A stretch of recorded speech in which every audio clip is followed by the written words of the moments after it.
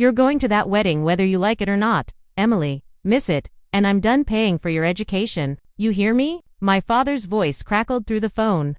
Sharp and final.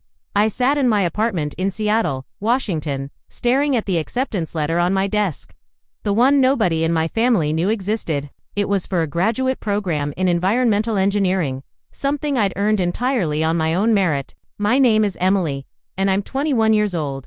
For most of my life, I've been the invisible daughter in a family that only had eyes for one person, my younger sister Abigail. She was the golden child, the one who could do no wrong, the one whose every achievement was celebrated like a national holiday. Me. I was just the backup plan, the disappointment, the one who existed to make Abigail look better by comparison. The wedding my father was threatening me about was Abigail's big day. She was marrying Nathan, some guy from a wealthy family who worked in commercial real estate. I'd met him exactly twice, and both times he'd looked through me like I was part of the furniture. They were perfect for each other in that way, both so self-absorbed they could barely see past their own reflections. Dad, I have exams that week, I said, even though it was a lie. I'd already graduated 3 weeks earlier, summa cum laude with a degree in environmental engineering. I'd walked across that stage with honors, been named valedictorian of my class, and accepted a job offer starting at $110,000 a year. None of them knew because I hadn't told them. I'd stopped sharing my accomplishments with my family years ago when I realized they didn't care. Exams can wait, he snapped. Your sister's wedding happens once. You think your mother and I struggled to put you through school so you could skip family obligations. That line made me laugh, though I kept it silent. Struggled. They'd paid my first semester of tuition 4 years ago and held it over my head ever since, like they'd bought me a palace. After that first semester, I'd taken out loans, worked 3 part-time jobs, and applied for every scholarship I could find. I'd paid my own way through college while they threw money at Abigail's sorority fees, spring break trips, and designer wardrobe. I'll think about it, I said. You'll do more than think about it. You'll be there in a dress with a smile on your face, or you can forget about me writing another tuition check. Your choice.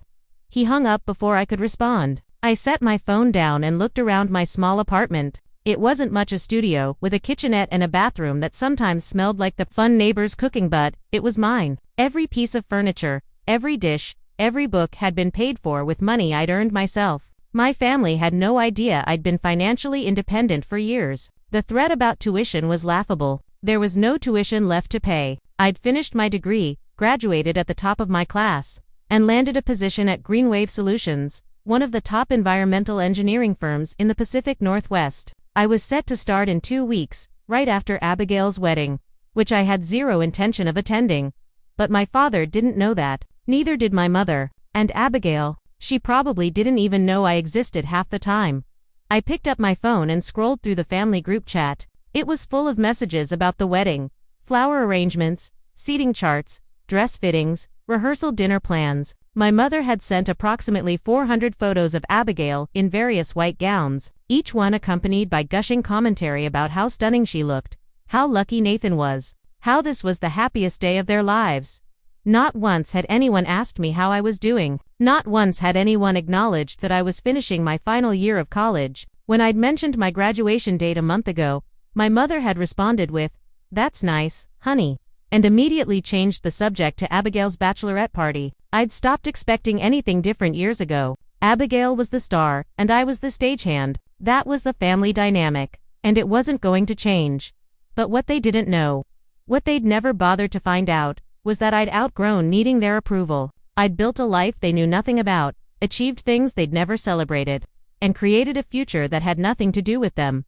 The envelope sat on my desk, thick and official. Inside was a cashier's check for the exact amount my parents had paid toward my first semester of college 4 years ago. I'd calculated it down to the penny, $12,350.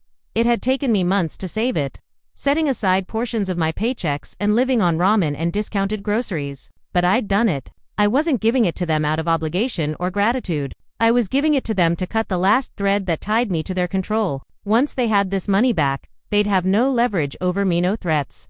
No guilt trips. Nothing. The wedding was in 2 days. I'd already decided I wasn't going, but I hadn't told them yet. I wanted to see the look on my father's face when I handed him that envelope. I wanted him to realize that his threats meant nothing, that I didn't need him or his money, and that I'd succeeded in spite of them, not because of them. Maybe it was petty. Maybe I should have just cut ties quietly and moved on. But after years of being treated like I didn't matter, I wanted them to know exactly what they'd lost.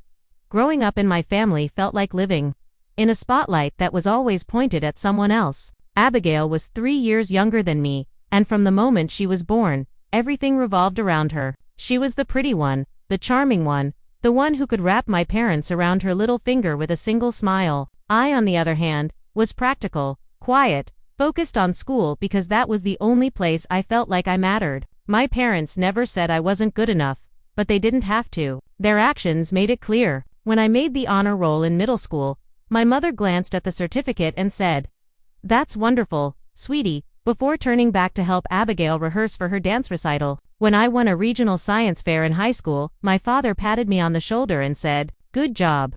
Then spent the rest of dinner talking about Abigail's cheerleading squad making it to nationals. I learned early on that my achievements were footnotes in the story of Abigail's life. By the time I got to college, I'd stopped trying to compete for their attention. I focused on my studies, worked my jobs, and built a life separate from theirs. I came home for holidays because it was expected, but I stopped sharing details about my classes, my internships, or my plans for the future. What was the point? They weren't listening anyway. Abigail, meanwhile, coasted through a business degree at a state school, funded entirely by our parents. She joined a sorority, went to parties, and posted endless photos of herself on social media, looking glamorous and carefree. She graduated with mediocre grades and no job prospects, but that didn't matter. She'd met Nathan during her senior year, and he had money and connections, which was all my parents cared about. The engagement had been announced 6 months ago at a family dinner I'd reluctantly attended. Abigail had stood up, flashed a massive diamond ring, and squealed about how Nathan had proposed during a weekend trip to wine country. My mother had cried tears of joy. My father had shaken Nathan's hand and welcomed him to the family. I'd sat there, smiling politely while they toasted to Abigail's happiness and bright future. Nobody asked me about my future. Nobody asked if I was seeing anyone or what my plans were after graduation. I was just part of the audience, applauding someone else's life. After that dinner, I'd driven back to Seattle and made a decision. I was done trying to be part of this family. I'd finish my degree, get my job, and move on. They could have their perfect daughter and their perfect son-in-law and their perfect life. I didn't need to be included, but cutting ties wasn't as simple as just walking away. There was still the matter of my father's threats, his constant reminders that he'd paid for my education, his insistence that I owed them something. That's why I'd saved the money to pay them back. I wanted to close that chapter cleanly, with no lingering debts or obligations. The night before the wedding, my mother called. I was packing the envelope into my bag, double-checking that everything was in order, when her name flashed on my screen. "Hi, Mom," I said, keeping my voice neutral. "Emily, honey, I just wanted to make sure you're coming tomorrow. Your father's been worried you might not show up." I almost laughed. Worried as if they cared about me being there for any reason other than appearances. "I'll be there." I said, "Oh good. Abigail will be so happy. She's been asking about you." That was a lie. Abigail hadn't asked about me in years. But I didn't call my mother out on it. There was no point. "What time does the ceremony start?" I asked, even though I already knew. 3 in the afternoon. "But we're doing photos beforehand, so family needs to be there by 1. You'll be there by 1, right?" "I'll be there. And you'll wear something nice. Abigail wants everyone to look their best." Of course, she did. I glanced at the simple navy dress hanging in my closet. It was perfectly appropriate for a wedding, but I knew it wouldn't meet Abigail's standards. She'd probably make some snide comment about how I should have tried harder. "I'll look fine, Mom." "Okay, honey, we'll see you tomorrow." "And Emily, yeah, try to be happy for your sister. Okay, this is her special day." I hung up without responding. Try to be happy for her as if I'd spent my entire life doing anything else. That night, I barely slept. I kept thinking about what I was going to say when I handed my father the envelope. I'd rehearsed it a dozen times in my head, but I still wasn't sure I'd be able to get the words out without my voice shaking. Part of me wondered if I should just mail the check and skip the confrontation altogether. It would be easier, cleaner, less dramatic. But another part of me, the part that had spent years being ignored and dismissed, wanted them to see me really see me. I wanted them to understand that I didn't need them, that I'd made it on my own, and that their approval had stopped mattering a long time ago. The wedding was at a venue in Bellevue, about 20 minutes from my apartment. I arrived at 1:15, 15 minutes late, because I'd sat in my car for an extra 10 minutes trying to work up the nerve to go inside. The venue was beautiful, of course. Abigail had spared no expense. The garden was filled with white roses and twinkling lights, and a string quartet played softly near the entrance. Guests milled around in expensive clothes, sipping champagne and admiring the decorations. I walked inside and immediately spotted my parents near the front, talking to Nathan's family. My father was laughing at something Nathan's dad had said, his hand resting on my mother's back. They looked happy, proud, completely absorbed in the moment. I took a deep breath, gripped the envelope in my hand, and walked toward them. My father saw me first. His expression shifted instantly from relaxed to annoyed. "You're late," he said, loud enough that a few people turned to look. "Traffic." I lied. My mother glanced at my dress and frowned. "Oh, Emily, that's what you're wearing." I looked down at my navy dress. It was modest, elegant, and appropriate. But I knew what she meant. It wasn't flashy. It didn't scream wealth or status. It was just a dress. "It's fine," I said. "Well, I suppose it'll have to do. Come on, we need to take family photos before the ceremony." She gestured toward a group gathering near a floral arch. I didn't move. Instead, I held out the envelope to my father. "What's this?" he asked, taking it but not opening it. "Open it." He gave me a suspicious look, then tore open the envelope. His eyes widened as he pulled out the check. "What is this?" he repeated, but his tone had changed. He wasn't annoyed anymore. He was confused. "It's a check for $12,350, I said. "That's the exact amount you paid for my first semester of college. I'm paying you back." My mother leaned in to look at the check, her mouth falling open. "Emily, what are you talking about?" "I'm talking about the fact that you've been holding that tuition payment over my head for 4 years. You've threatened to stop paying for my education every time I didn't do what you wanted. Well, I'm done. That's your money back. Now you don't have any leverage." My father stared at me like I'd spoken a foreign language. "Leverage? Emily, we're your parents. We were trying to help you. Help me." I let out a short, bitter laugh. "You paid for 1 semester and then acted like you'd funded my entire degree. I paid for the rest myself. Loans, scholarships, 3 jobs. I did it all on my own while you threw money at Abigail like it was confetti." "That's not fair," my mother said, her voice rising. "We've always supported you." "No, you haven't. You supported Abigail. I was just an afterthought." People were starting to stare now. I could see guests pausing their conversations, turning their heads toward us. My father's face flushed red, and he stepped closer, lowering his voice. "This is not the time or place for this conversation. Your sister is about to get married." "I know. And I'm not staying." "What?" "I'm not staying for the wedding. I came here to give you that check and to tell you that I'm done. Done pretending I'm part of this family. Done being invisible. Done letting you treat me like I don't matter." My mother reached out like she was going to grab my arm, but I stepped back. "Emily, you're being ridiculous. You can't just leave. Watch me." I turned and started walking toward the exit. My father called after me, his voice sharp and commanding. "Emily, get back here right now." I didn't stop. I kept walking, my heart pounding, my hands shaking, but my steps steady. Behind me, I could hear my mother's voice, high-pitched and frantic, saying something about how embarrassing this was, how I was ruining everything. But I wasn't ruining anything. For the first time in my life, I was choosing myself. I made it to my car and sat behind the wheel, gripping the steering wheel so hard my knuckles turned white. Part of me expected my father to come storming after me, to demand I come back, to threaten me with something new, but he didn't.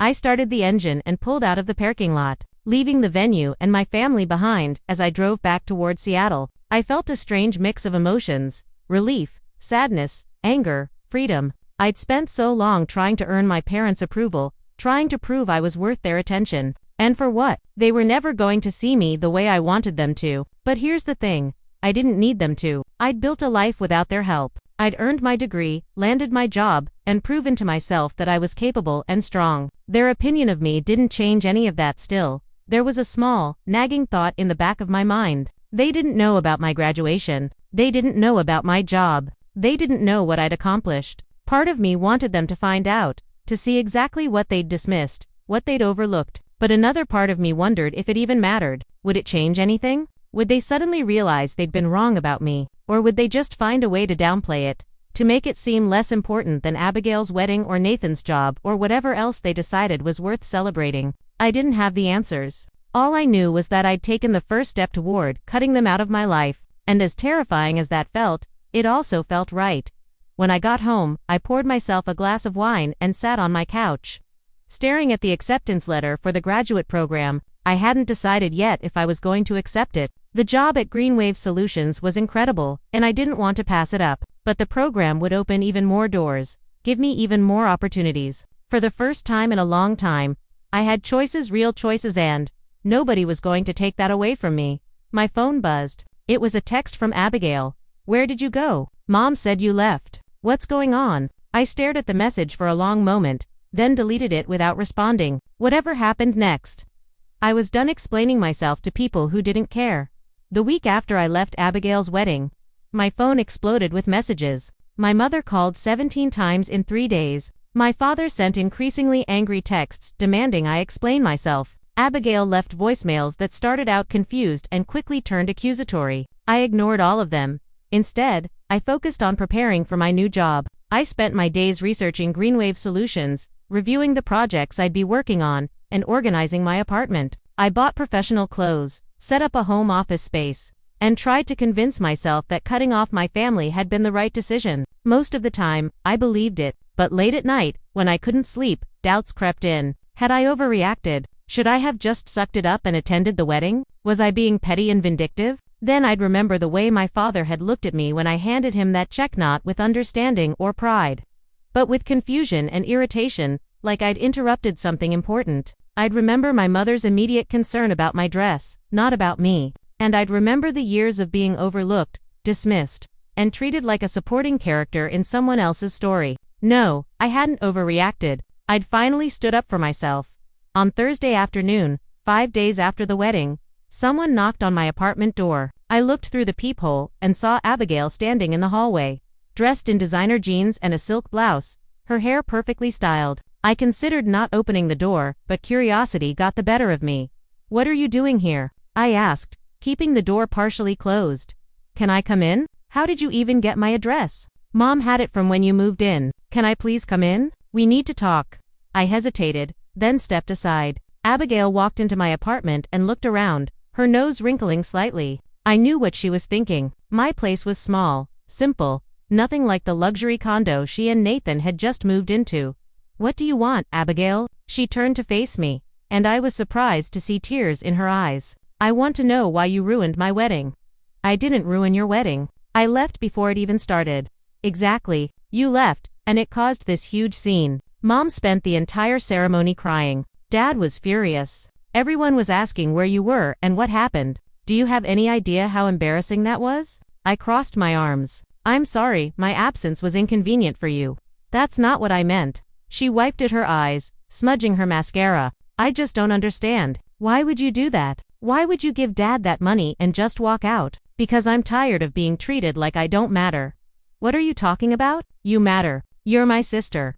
I laughed, but there was no humor in it. "Really? When's the last time you asked me how I was doing? When's the last time Mom or Dad came to one of my events or celebrated one of my accomplishments?" Abigail looked genuinely confused. "What accomplishments?" And there it was, the proof that I'd been invisible all along. "I graduated 3 weeks ago," I said quietly, "summa cum laude, valedictorian." "I gave a speech at the ceremony. None of you came because none of you knew about it. I didn't tell you because I knew you wouldn't care." Her mouth fell open. "You graduated. Why didn't you say anything?" "Because every time I tried to talk about my life, you or Mom or Dad changed the subject to talk about you, your sorority, your boyfriend, your wedding, your plans. There was never room for me in the conversation." Abigail sank onto my couch, looking genuinely shaken. "I didn't know." "Of course you didn't. You never asked." "Emily, I'm sorry. I really am. I didn't realize that you were the only one Mom and Dad cared about. That I spent my entire childhood and most of my adult life trying to get them to notice me. That I worked 3 jobs to pay for college while they handed you everything." She flinched. "That's not fair. I didn't ask them to do that." "No, but you never questioned it either. You never once thought about how it might feel to be me, always standing in your shadow, always being compared to you and coming up short." "I never compared us. That was Mom and Dad. And you benefited from it." I sat down in the chair across from her. Look, I'm not angry at you, Abigail. Not really. You didn't create this dynamic, but you didn't do anything to change it either. And neither did I until now. She was quiet for a long moment, staring at her hands. What happens now? I don't know. I start my new job on Monday. I'm moving on with my life without you. Without expectations. Without needing your approval or mom and dad's validation. If you want to be part of my life, you're going to have to actually be interested in my life. Not just show up when it's convenient. Abigail nodded slowly. I can try. I want to try. Then start by listening. I got a job at Greenwave Solutions. I'm going to be working on environmental engineering projects, designing sustainable water systems. I'm making 6 figures. I'm also considering a graduate program that would let me specialize in environmental policy. Her eyes widened. Emily, that's amazing. I had no idea. Nobody did because nobody asked. She stood up, looking uncertain. I should go. Nathan's waiting in the car. But Emily, I really am sorry. And I'm proud of you, for what it's worth. I walked her to the door. As she stepped into the hallway, she turned back. Are you going to talk to mom and dad? I don't know. Maybe eventually. But not now. I need space. She nodded and left. I closed the door and leaned against it, feeling exhausted. The conversation had been emotionally draining, but it had also felt necessary. Maybe Abigail would actually make an effort. Maybe she wouldn't. Either way, I'd said what I needed to say. My phone buzzed. It was a text from my father. Your mother is devastated. You owe her an apology.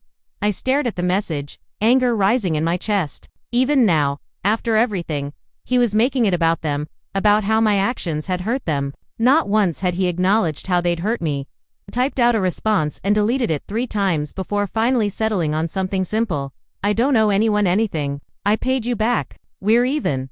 His reply came immediately. That money doesn't erase 18 years of raising you. You're being selfish and ungrateful. Selfish. The word stung because part of me worried he was right, but the larger part of me knew he was wrong. Taking care of yourself isn't selfish, setting boundaries isn't ungrateful, and refusing to accept mistreatment isn't a character flaw. I turned off my phone and went to bed early, trying to clear my head before my first day at the new job. My first week at Greenwave Solutions was overwhelming in the best way possible. The office was modern and bright, with an open floor plan and floor-to-ceiling windows overlooking the city. My team consisted of 6 other engineers, all brilliant and passionate about environmental sustainability. My supervisor, Margaret, was a woman in her 50s who'd been in the industry for decades and had a reputation for being both demanding and supportive. I threw myself into the work, grateful for the distraction. We were in the early stages of designing a water reclamation system for a municipality outside Tacoma, and I spent hours running calculations, reviewing environmental impact assessments, and collaborating with the team on design solutions. For the first time in weeks, I felt like myself again, not someone's daughter or someone's sister, just Emily, an engineer doing work that mattered. On Friday afternoon, Margaret called me into her office. How's your first week been? She asked, gesturing for me to sit. Good, really good. I'm learning a lot. You're doing excellent work. I've been impressed with your contributions this week. She paused. I also wanted to mention something. We're putting together a proposal for a major project with the city of Seattle. It's a comprehensive sustainability initiative, water systems, waste management, green infrastructure. If we win the contract, it'll be one of the biggest projects the company has ever taken on. That sounds incredible. It is. And I want you on the team. You'd be working closely with me and 2 senior engineers. It's a lot of responsibility, especially for someone just starting out, but I think you can handle it. I felt a surge of excitement. I'd love to be part of it. Good. We're presenting the proposal to the city council in 3 weeks. I'll need you to help with the technical documentation and be prepared to answer questions during the presentation. I left her office feeling energized and proud. This was exactly the kind of opportunity I'd worked so hard for, and I'd earned it on my own merit, not because of family connections or favoritism. That evening, I met up with Rachel, my best friend from college. She was one of the few people who knew the full story of my family dynamics. We met at a small restaurant in downtown Seattle, and I filled her in on everything that had happened since the wedding. I still can't believe you actually handed him a check and walked out, she said, shaking her head in admiration. That's the most badass thing I've ever heard. It didn't feel badass at the time. It felt terrifying. But you did it anyway. That's what matters. She took a sip of her wine. Have you heard from them since Abigail came by? My dad keeps texting me. My mom leaves voicemails. I've been ignoring most of it. Good. You don't owe them anything. Emily, you've been taking care of yourself for years. They just didn't notice. That's the thing that bothers me the most. They didn't notice. I worked so hard to be independent, to not need their help, and they just assumed I was struggling or failing or whatever. They never once considered that I might actually be succeeding. Rachel reached across the table and squeezed my hand. Their loss. Seriously, you're brilliant and successful, and you don't need their validation. You know that, right? I'm starting to. We spent the rest of dinner talking about her job, her dating life, and our plans for the summer. It felt good to focus on normal things, to have a conversation that wasn't weighed down by family drama. When I got home that night, I found an envelope slipped under my door. My heart sank when I recognized my mother's handwriting on the front. Inside was a card with a generic message about family and forgiveness. Below the printed text, my mother had written, "Emily, please come home. We miss you and we love you. Whatever issues we have, we can work through them together. You're our daughter, and we want you in our lives. Please call me. Love." Mom. I stared at the card for a long time, feeling a complicated mix of emotions. Part of me wanted to believe her, wanted to think that maybe things could be different, but another part of me knew better. This wasn't an apology. It wasn't an acknowledgement of how they'd treated me. It was just a plea for me to come back and pretend everything was fine. I set the card aside and went to bed. But sleep didn't come easily. My mind kept replaying memories. The time I won a math competition and my parents forgot to pick me up from school because they were at Abigail's dance recital. The Christmas when I got practical gifts like socks and a calculator while Abigail got a new laptop and designer purse. The countless dinners where I sat silently while everyone discussed Abigail's life. And then I thought about the future I was building for myself. The job that challenged and excited me. The independence I'd fought for. The respect I was earning from colleagues who valued my skills and contributions. I didn't need my family to validate me anymore. I'd learned to validate myself, but that didn't mean it didn't hurt. The next morning, I woke up to find a text from Abigail. "Mom told me she sent you a card. I know you're mad, but please at least consider talking to them. They really do miss you." I didn't respond immediately. Instead, I got ready for the day and went for a run, trying to clear my head. When I got back, I finally replied, "I appreciate you reaching out, but I need more time. I'm not ready to have that conversation yet." Her response came quickly. "I understand. Just know that I'm here if you need me." It was a small gesture, but it meant something. Maybe Abigail was genuinely trying. Maybe not. Time would tell.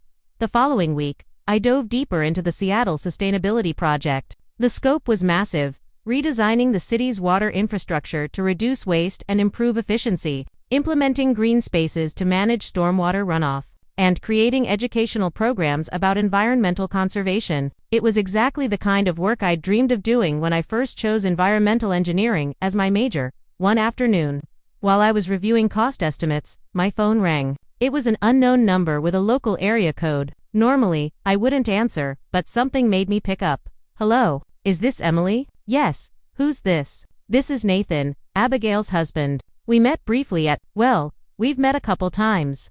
I sat up straighter, surprised. "What do you want?" "I wanted to talk to you about something. Do you have a few minutes?" Nathan's voice was hesitant, almost nervous. It was strange hearing him sound uncertain. Every time I'd met him before, he'd been confident to the point of arrogance. "I'm listening," I said, keeping my tone neutral. "Look, I know things are complicated with your family right now. Abigail told me what happened at the wedding, and I wanted to reach out because I think there's something you should know." "What is it?" He paused. "Can we meet in person? I'd rather not have this conversation over the phone." I hesitated. Meeting Nathan alone felt weird, and I wasn't sure I trusted his motives, but curiosity won out. "Fine.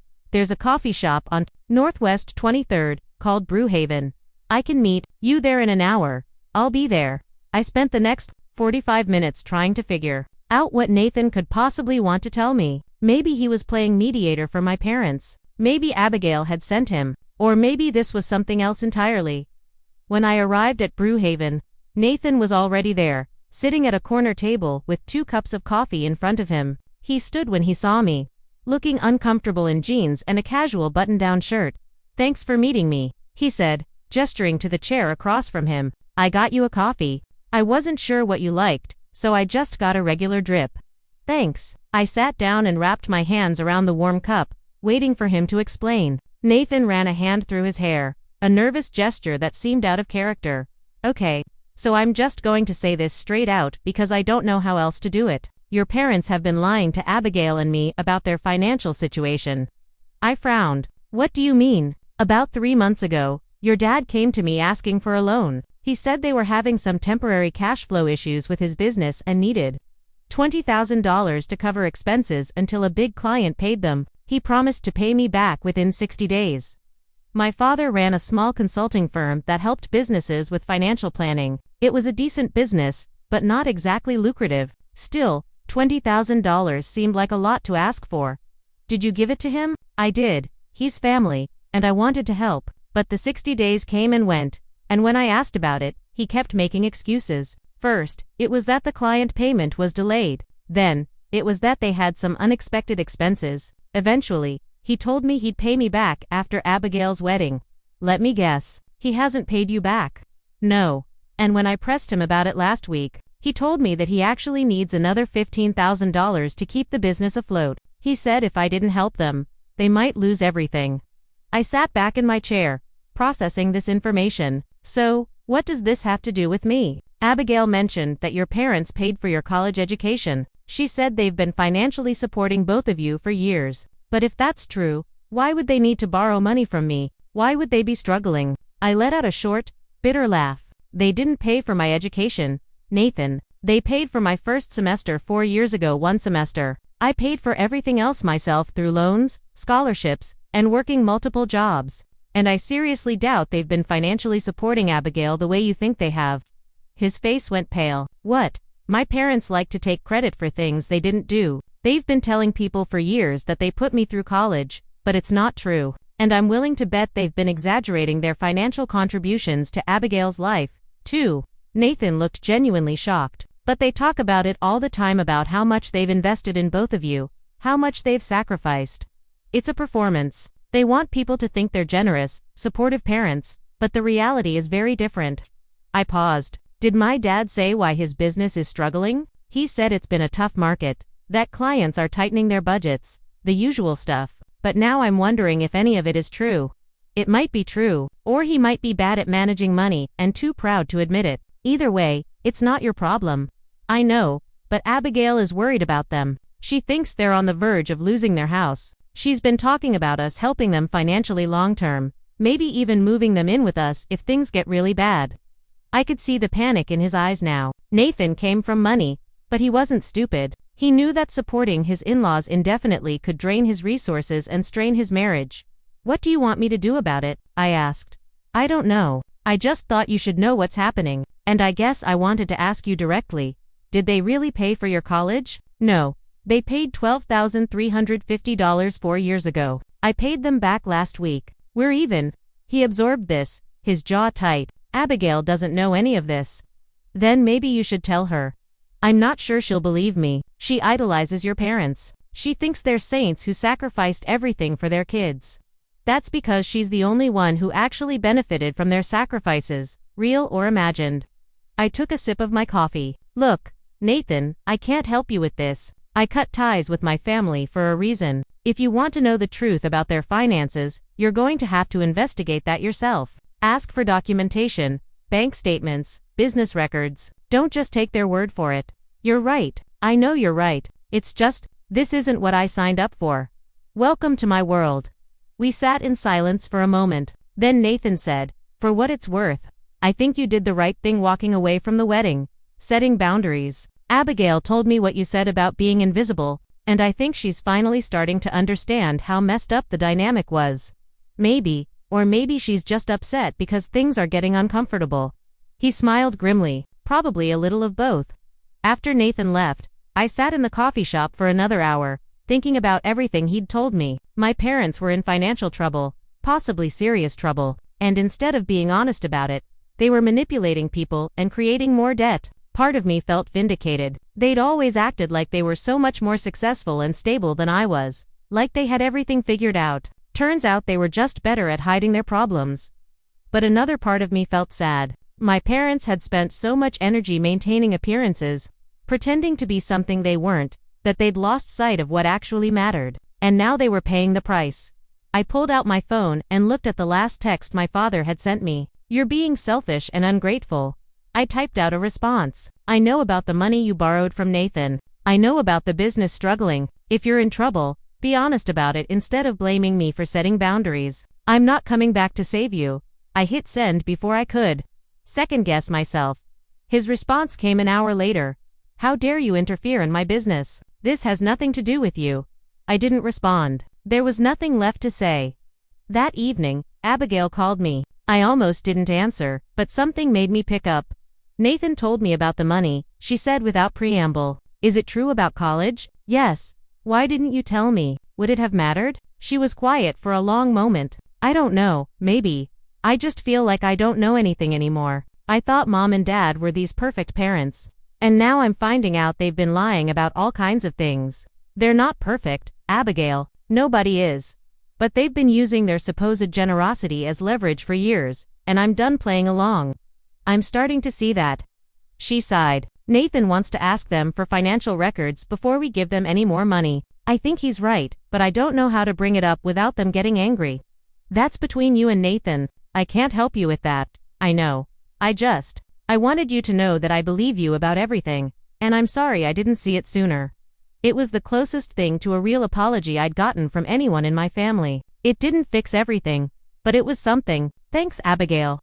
After we hung up, I sat on my couch and stared at the ceiling, feeling emotionally exhausted. The past 3 weeks had been a whirlwind of confrontations, revelations, and decisions. I'd cut ties with my parents, started a new job, and watched my family's carefully constructed facade begin to crumble. And through it all, I'd stayed true to myself. I'd set boundaries. I'd demanded respect. I'd refused to let them make me feel small anymore. It wasn't easy. It wasn't comfortable, but it was necessary. My phone buzzed with a text from Rachel. "How are you holding up?" I smiled and typed back. "I'm okay. Better than okay. Actually, I'm finally free." 3 weeks after my conversation with Nathan, I was deep into preparations for the Seattle Sustainability Project presentation. Our team had put together a comprehensive proposal that included detailed technical specifications, cost analyses, environmental impact projections, and implementation time. It was some of the best work I'd ever been part of, and I was proud of what we'd created. The presentation was scheduled for a Thursday afternoon at City Hall. The City Council would be there, along with representatives from several other firms competing for the contract. It was high stakes, and I'd spent the previous week rehearsing my portions of the presentation until I could recite them in my sleep. On Wednesday evening, the night before the presentation, my phone rang. It was my mother. I stared at the screen for a long moment, debating whether to answer. We hadn't spoken since the wedding, and I wasn't sure I was ready for whatever conversation she wanted to have, but curiosity got the better of me. Double quotes. "Hello, Emily, honey, it's Mom." Her voice was strained, like she'd been crying. "I need to talk to you about something important." "What is it?" "It's your father. He's had a heart attack." My stomach dropped. "What when?" "This afternoon. He collapsed at the office. They rushed him to the hospital, and he's stable now. But the doctors say he needs to make some major lifestyle changes, less stress, better diet, more rest." I sank onto my couch, processing this information. Despite everything, he was still my father. The thought of him having a heart attack scared me more than I wanted to admit. Is he going to be okay? They think so. But Emily, we need to talk about his business. With him in the hospital, someone needs to step in and help manage things, at least temporarily. And with everything that's been happening, I thought maybe you could know. Emily, please. I know things have been difficult between us, but your father needs help. The business is struggling, and if someone doesn't step in, we could lose everything. Then hire someone or ask Abigail. Abigail doesn't know anything about business management, and we can't afford to hire someone. You're the only one who has the skills and knowledge to help us through this. I closed my eyes, feeling the familiar pull of guilt and obligation. This was exactly what they'd always done, waited until there was a crisis, then expected me to fix it. Mom, I'm sorry Dad is sick. I really am, but I can't drop everything to save his business. I have my own career, my own responsibilities. Your career can wait. This is family. Family works both ways. You can't ignore me for years and then expect me to come running when you need something. We never ignored you, Emily.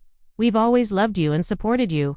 That's not true, and you know it. You paid for 1 semester of college and held it over my head for 4 years. You dismissed my achievements, overlooked my struggles, and made it clear that Abigail was the only one who mattered. And now that you need something from me, suddenly I'm important. That's not fair. We did the best we could. Maybe, but your best wasn't good enough, and I'm not going to sacrifice my life to fix your problems." She was silent for a moment. When she spoke again, her voice had turned cold. "So, that's it. You're just going to abandon us when we need you most." "I'm not abandoning you. I'm setting boundaries. If you need help with Dad's business, hire a consultant. If you need emotional support, call Abigail. But don't ask me to give up everything I've worked for to bail you out." "Fine. I can see we can't count on you. I'll figure something else out."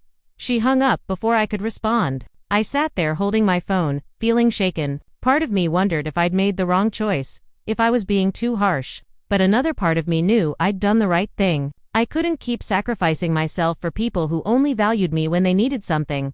That night, I barely slept. My mind kept replaying the conversation with my mother, imagining worst-case scenarios where my father died and my family blamed me for not helping, but I also kept reminding myself of all the times they'd dismissed me, all the ways they'd made me feel worthless. I couldn't let guilt manipulate me into going back.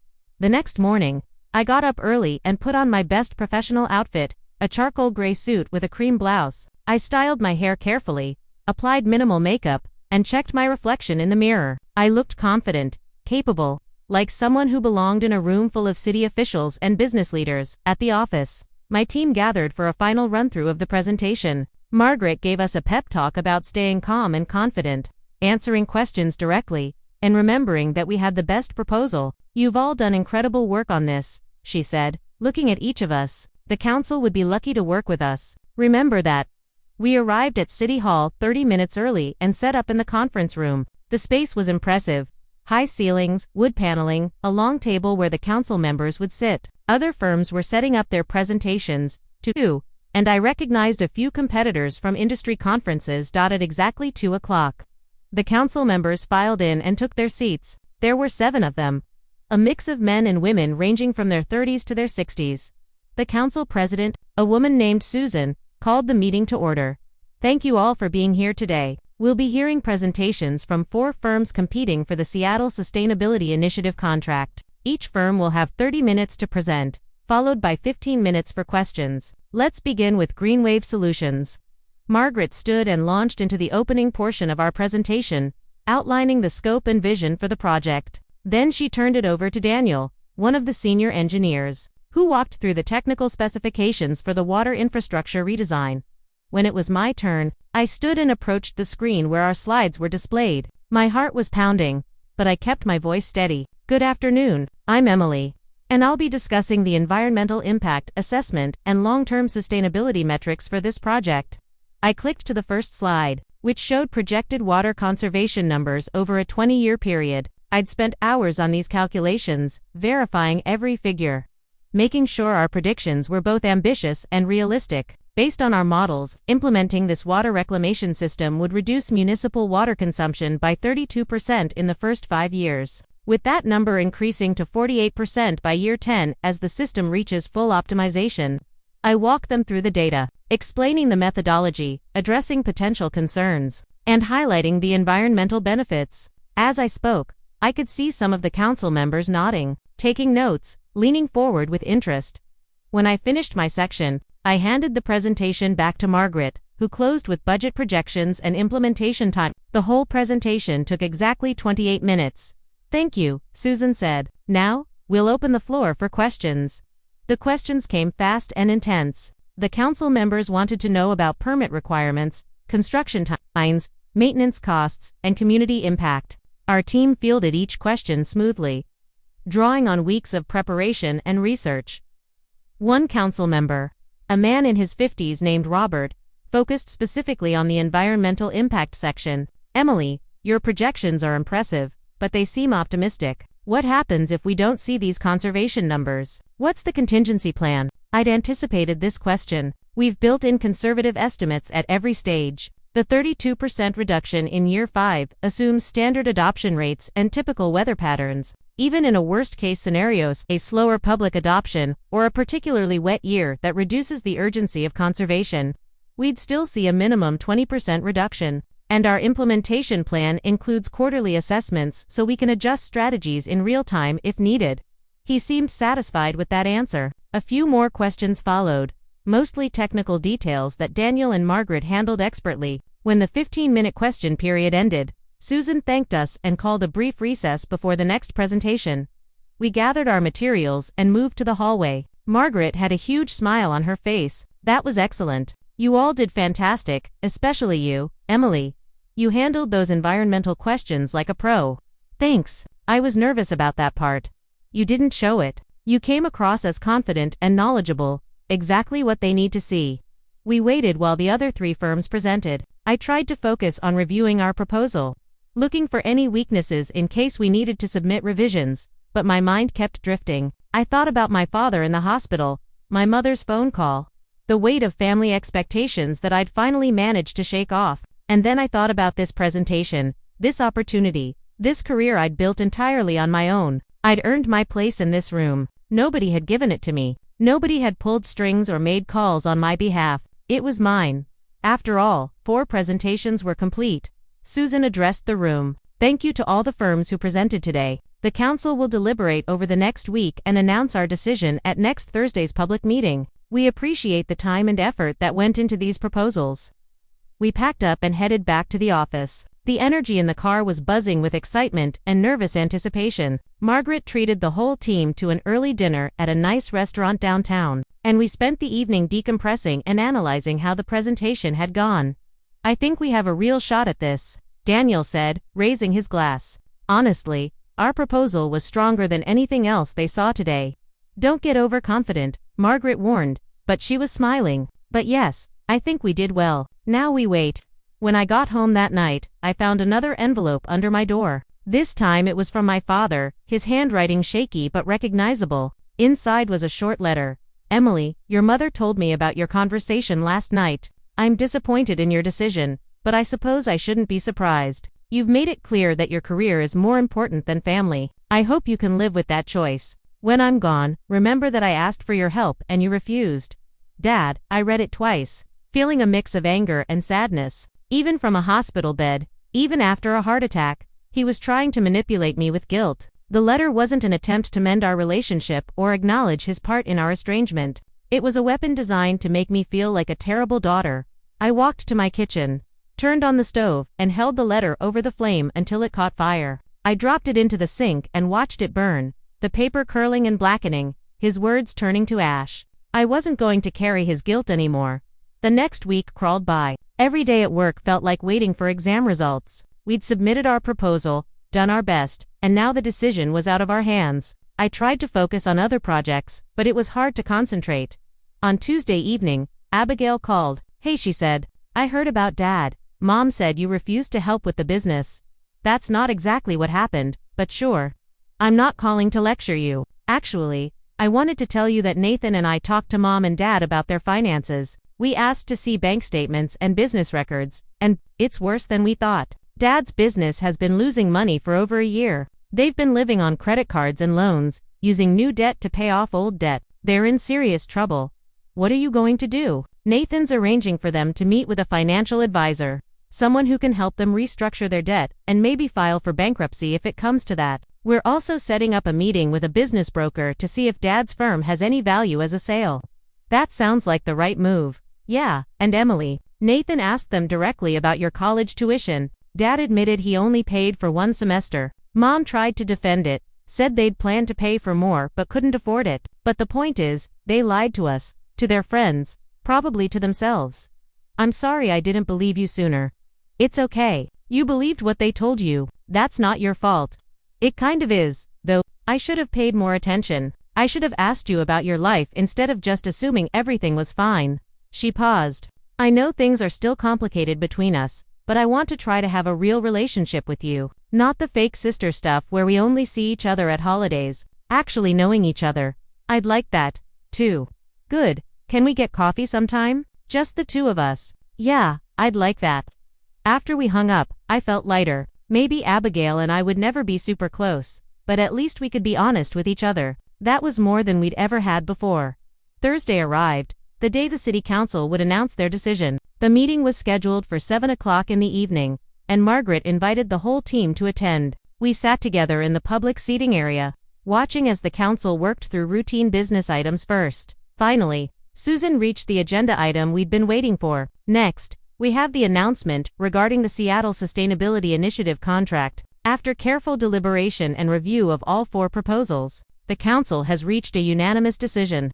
My heart was pounding so hard I could feel it in my throat.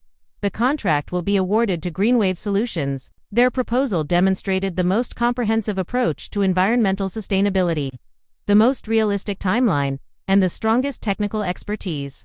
Congratulations to the Greenwave team. The conference room erupted in applause. Margaret grabbed my hand and squeezed it, her eyes shining with excitement. Daniel was grinning, ear to ear. The rest of the team was hugging and congratulating each other. We'd won. The next few weeks were a blur of contract negotiations, project planning meetings, and press coverage. The Seattle Sustainability Initiative was big news in the local environmental community, and several media outlets wanted to interview the team behind it. Margaret selected me to participate in a few of these interviews, and I found myself being quoted in the newspaper and featured in a local business journal. Article about young professionals making an impact. 1. Article included my photo and a brief bio mentioning that I'd graduated valedictorian from my engineering program. The day it was published, I received a text from Abigail. Mom saw the article. She's freaking out. Just wanted to give you a heads up. Sure enough, an hour later, my mother called. I let it go to voicemail, but I listened to the message later. Emily, I saw the article about your project. I had no idea you were working on something so important. Your father and I are very proud of you. I know things have been difficult, but we'd love to see you and talk about everything. Please call me back. I deleted the message without responding. 2 days later, a package arrived at my apartment. Inside was a framed copy of the newspaper article featuring me, along with a card from my parents. Emily, we're so proud of everything you've accomplished. We always knew you were capable of great things. We hope you'll give us a chance to be part of your success. Love, Mom and Dad. I stared at the card for a long time, feeling a complicated mix of emotions. They were proud of me now that my success was public, now that they could brag about it to their friends. But where were they when I was struggling through college? Where were they when I graduated with honors? Where were they during the years I spent working multiple jobs and studying late into the night? They wanted to be part of my success, but they'd never been part of my struggle. I put the frame in a closet and threw the card away. That weekend, I met Abigail for coffee as promised. She looked different, somehow less polished, more genuine. We sat in a quiet corner of a cafe and talked for 2 hours about everything. Our childhood, our parents, our different experiences growing up in the same house. I think I was in denial for a long time, Abigail admitted. It was easier to believe Mom and Dad were perfect than to acknowledge how unfair things were. But after everything that's happened, Athens loan, Dad's heart attack, finding out about the business, I can't pretend anymore. It's hard to see your parents as flawed human beings instead of infallible authority figures. Yeah, and I feel guilty, too. You know, guilty that I benefited from their favoritism, guilty that I didn't stand up for you, guilty that I just accepted everything without questioning it. You were a kid, Abigail. You can't blame yourself for how they chose to treat us. Maybe not, but I can take responsibility for how I treat you now. She looked at me seriously. I want you to know that I see you, really see you, and I'm impressed as hell by what you've accomplished. The project, your job, everything. You did it all on your own, and that's incredible. Thank you. That means a lot. We made plans to meet for lunch the following week, and when we parted ways, I felt hopeful that maybe we could build something real. The following Tuesday, I received an email from my father. It was short and formal. Emily, I wanted to inform you that I'm selling the business. The heart attack was a wake-up call that I need to make significant changes in my life. I'll be retiring and focusing on my health. Your mother and I are also downsizing to a smaller house to reduce our financial burden. I know our relationship has been strained, but I hope you can understand that I did my best as a father. If you're willing, I'd like to meet for coffee sometime to talk. No pressure, just a conversation. Dad. I read the email 3 times, looking for manipulation or guilt trips, but it seemed genuine. For the first time, my father was acknowledging that things had been strained without blaming me for it. I didn't respond immediately. I needed time to think about whether I wanted to have that conversation, whether I was ready to potentially rebuild some kind of relationship with my parents. A month later, I received a promotion at work. Margaret called me into her office and offered me a position as a junior project manager, which came with a significant raise and more responsibility on the Seattle project. You've proven yourself, Emily. You're smart, dedicated, and you handle pressure well. I think you're ready for this next step. I accepted immediately, feeling overwhelmed with gratitude and pride. That evening, I called Rachel to share the news. That's amazing. We need to celebrate dinner tomorrow night. Absolutely. And hey, have you thought any more about the graduate program? The application deadline is coming up. I had been thinking about it. The program would mean 2 more years of school. But it would also open up opportunities for leadership roles in environmental policy. I could make an even bigger impact. I think I'm going to apply. I can do it part-time while working. And Greenwave has a tuition reimbursement program. Do it. You've come so far, Emily. Don't stop now. She was right. I'd worked too hard to stop pushing forward. I spent the next few weeks balancing my new responsibilities at work with my graduate school application. I wrote essays about my passion for environmental sustainability, my vision for creating systemic change, and my commitment to using engineering as a tool for social good. I also finally responded to my father's email. Dad, I appreciate you reaching out. I'm open to having coffee and talking, but I need you to understand that things can't go back to how they were. If we're going to have a relationship moving forward, it needs to be honest and equal. Let me know when you're available. His response came the next day. I understand. How about next Saturday at 10 o'clock? There's a cafe near my house called Morning Brew. I'll be there. I arrived at the cafe 2 minutes early, my stomach full of butterflies. When my father walked in, I barely recognized him. He'd lost weight, his face was drawn, and he moved carefully, like someone still recovering from serious illness. We ordered coffee and sat down at a table by the window. Thank you for coming, he said. You're welcome.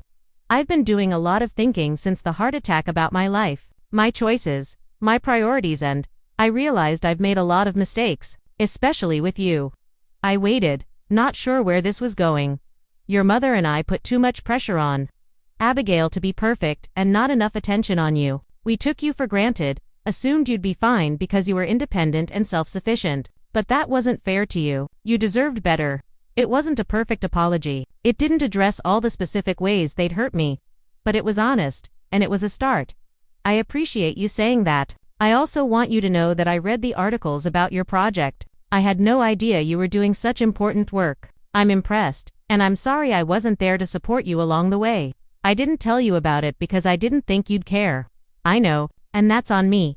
He took a sip of his coffee. I don't expect you to forgive me or to suddenly want a close relationship, but I hope we can start fresh. Maybe slowly build something better. We talked for another hour about his retirement plans, the business sale, and his health. It wasn't easy, and there were moments of tension, but it felt real in a way our conversations never had before. When we parted ways, I didn't feel the weight of expectation I'd always carried around my parents. I felt lighter, freer, like I'd finally let go of needing their approval. In the months that followed, my parents faced the full consequences of their choices. The business sold for far less than my father had hoped, barely covering a fraction of their debts. They had to file for bankruptcy, which meant losing their house and most of their possessions. They moved into a modest apartment and started over with almost nothing. My father took a part-time consulting job to supplement his small pension, and my mother went back to work as an administrative assistant. The lifestyle they'd worked so hard to project, the successful business owner, the comfortable suburban home, the illusion of financial stability crumbled completely. Friends who'd admired their supposed generosity and success quietly distanced themselves when the truth came out. Abigail helped where she could, but she and Nathan had their own lives to build and couldn't bankroll my parents' recovery. As for me, I continued moving forward. I started the graduate program, excelled in my new role at Greenwave Solutions, and slowly built a relationship with Abigail based on honesty rather than obligation. My father and I met for coffee occasionally, carefully reconstructing something that resembled a relationship. My mother took longer to come around, but eventually, she stopped trying to manipulate me and started actually listening when we talked. Looking back on that day at Abigail's wedding, the day I handed my father that envelope and walked away, I realized it wasn't just about the money. It was about reclaiming my worth, refusing to be controlled, and choosing myself for the first time in my life. The path hadn't been easy, but it had been mine, and that made all the difference.